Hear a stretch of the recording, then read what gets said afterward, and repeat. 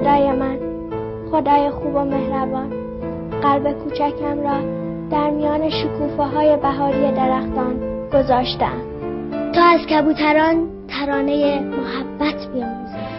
خدای من و قلب کوچکم دوست داریم در آسمان صاف و آبی پرواز کنیم و دعا کنیم که ما همه کودکان دست در دست هم دهیم و قلک‌های کوچک خود ما را برای درمان بیماران هدیه کنیم و از همه بزرگترهای سبز سرزمین سبزمان بخواهیم تا ما را یاری کنند تا همه از بهاری سبز و شیرین لذت ببرند. همکنون نیازمند یاری سبزتان هستیم. بنیاد امور بیماری‌های خاص.